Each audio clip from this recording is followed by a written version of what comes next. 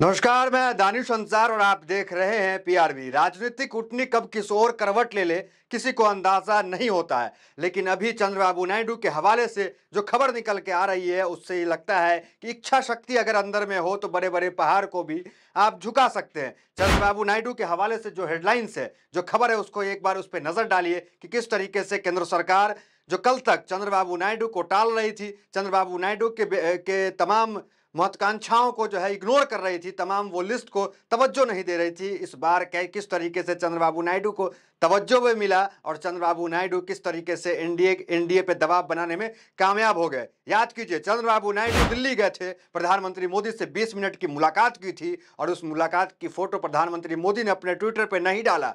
इसके बाद राजनीतिक गलियारों में यह चर्चा शुरू हो गई कि लगता है कि एनडीए को टीडीपी की जरूरत नहीं है, लेकिन ऐसा कैसे हो सकता है? बैसाखी को बचाना भी तो जरूरी है। 20 मिनट की मुलाकात, चंद्रबाबू नायडू की लंबी लिस्ट, उसके बाद तमाम मंत्रालय में जाकर मंत्रियों से मिलना केंद्र के, उसके बाद जो खबर अब निकल के आ रही है उससे लोग चंद्रबाबू नायडू की तो तारीफ कर ही रहे हैं कि उनकी इच्छा शक्ति देखिए। दूसरी तरफ बिहार में नीतीश कुमार की अब बात करने वाले हैं। नीतीश कुमार, इसके बाद उनके नेता क्या कह रहे हैं? नीतीश कुमार जिन्हें अब तक जो है झुंझुना के सिलावा कुछ भी नहीं मिला। तो चंद्रबाबू नायडू की हेडलाइंस पे गौर कीजिए। मोदी सरकार ने पूरी की चंद्रबाबू नायडू की इच्छा, आंध्र के लिए 60,000 करोड़ की योजना को दी मंजूरी।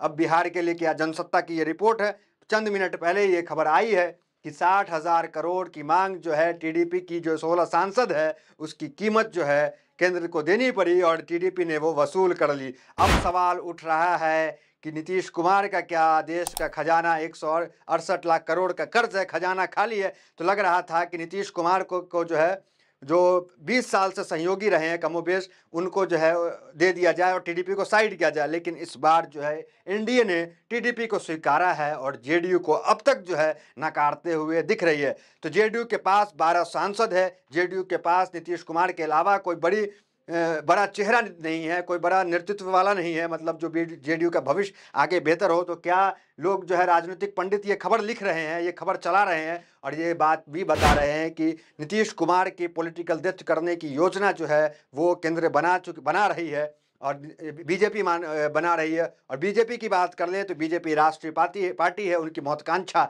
ज़्यादा है, पूरे देश पे बीजेपी राज करना चाहती है। वो राज्य जहां बीजेपी कब्जा नहीं कर पाई, वहां राज नहीं कर पाई, वहां नीतीश कुमार जैसे सहयोगी दलों को साथ लेकर चलती है, लेकिन उनको भी आगे चल के खत्म करने का पूरी तरीके से प्रयास करती है। अभी देखिए, बीजेपी का पुराना इतिहास आपको पता है। जिन राज्यों में बीजेपी सत्ता में नहीं आती है वहां ऑपरेशन लोटस शुरू कर देती है। वही अभी जेडीयू के नेताओं को, जेडीयू के नीतीश कुमार को वो डर सता रहा है ऑपरेशन लोटस का। पार्टियों की एक लंबी लिस्ट है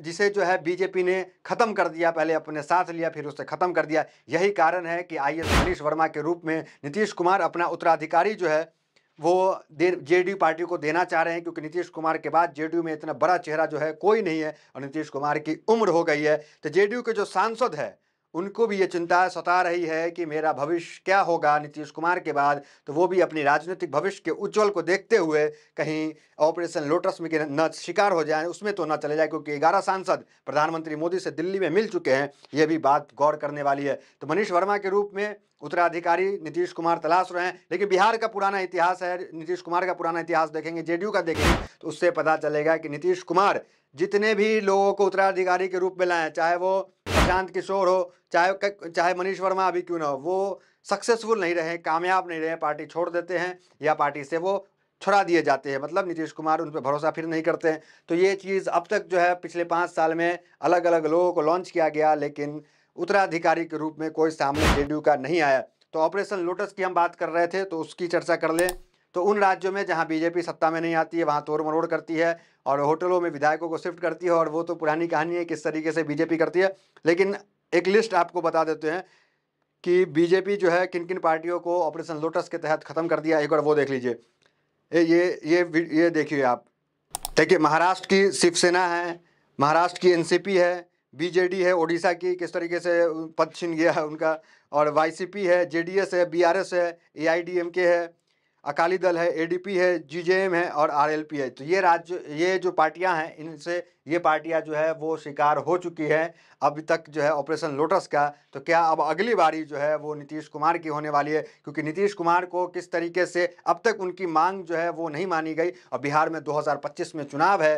बीजेपी ये चाहती है कि बिहार में हम बड़े भाई की भूमिका में रहें, बिहार में सत्ता में हम वापस आएं और हमारा मुख्यमंत्री हो, क्योंकि इस तरह के बयान अश्विनी चौबे केंद्र के मंत्री हैं, बीजेपी के, आपको पूर्व मंत्री है और गद्दावर नेता है, मोदी और अमित शाह के कितने खास है ये तो सबको पता है। उन्होंने ये बयान दिया था कि इस बार के चुनाव में बीजेपी जो है बड़े भाई की भूमिका में रहेगी, बीजेपी के नेतृत्व में चुनाव लड़ा जाएगा। तो इससे ये साफ होता है कि इस बार बीजेपी जो है, एनडीए जो है, कुल मिलाकर के नीतीश कुमार को एनडीए से जो है जेडीयू को साइड लाइन या साइड का रास्ता दिखाया जा सकता है। क्योंकि नीतीश कुमार के जाने के बाद भी, आंकड़ों का गणित एक बार समझ लीजिए, नीतीश कुमार के जाने के बाद भी कोई असर जो है वो एनडीए के सेहत पे नहीं होगा। बहुमत से आंकड़ा ज़्यादा ही रहता है तो नीतीश चले भी जाते हैं। अगर नीतीश चले जाते हैं उसके बाद जो है क्योंकि देखिए नीतीश कुमार और लोजपा की भी मीटिंग हो चुकी है, उस लोजपा भी अगर जाने की कोशिश करेगी तो ऑपरेशन लोटस जो है वो बिहार में शुरू हो सकता है। इस तरह की कवायद, इस तरह की बात कही जा रही है।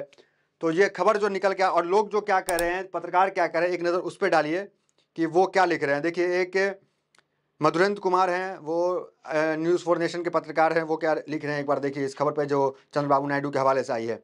चंद्रबाबू नायडू ने चंद दिनों में ही केंद्र से 60,000 करोड़ के निवेश का सूटकेस ले लिया। उधर नीतीश बाबू अभी तक झोला घुमा रहे हैं। दक्षिण की पार्टियां केंद्र में गठबंधन कर सूबे के लिए बजट पैकेज और विकास की गारंटी लेती है। उत्तर के राज्य सिर्फ मंत्रिमंडल और रसूख सजाने में समय बिता देते हैं। तो वो लिख रहे हैं, राजन सिंह है, वो क्या लिख रहे हैं एक बार वो उनका ट्वीट देखिए आप। बिहार को विशेष राज्य के दर्जे देने की मांग करने वाले सुशासन बाबू इस नाकामी पर क्या कहेंगे? कैग की रिपोर्ट ने बताया है कि 4 साल में बिहार ने 2020 में 78,122 करोड़, 2021 में 75,926 करोड़, 2022 में 70,083 करोड़ और 2023 में 66,508 करोड़ खर्च न कर पाई और केंद्र को वापस कर दिया। तो नीतीश कुमार की इच्छा शक्ति पे भी सवाल उठा रहे हैं कि नीतीश कुमार काम ही नहीं करना चाहते हैं, उन्होंने जो केंद्र का पैसा था वो वापस कर दिया।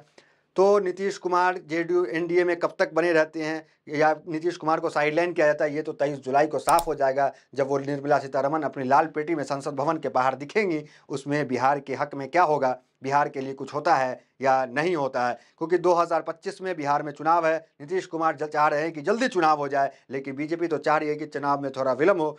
तो उसमें देखना दिलचस्प होगा कि बड़े भाई की भूमिका में कौन होता है। क्या बीजेपी, जिस तरीके से बीजेपी के नेता का बयान आ रहा है कि इस बार जो है बीजेपी बड़े भाई की भूमिका और बीजेपी जो है बीजेपी के नेतृत्व में चुनाव लड़ा जाएगा। तो देखना दिलचस्प होगा कि नीतीश कुमार का पॉलिटिकल डेथ जो है बीजेपी करने वाली है, नहीं करने वाली, ऑपरेशन लोटस जो है करने वाली है, नहीं करने वाली। 23 जुलाई को सब कुछ साफ हो जाएगा। उस बजट में बिहार के लिए क्या होगा जब वो दिख जाएगा।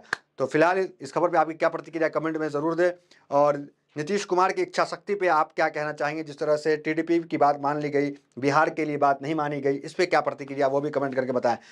फिलहाल इस खबर में इतना ही। मिलता है वीडियो से बनने हमारे साथ। बहुत बहुत धन्यवाद।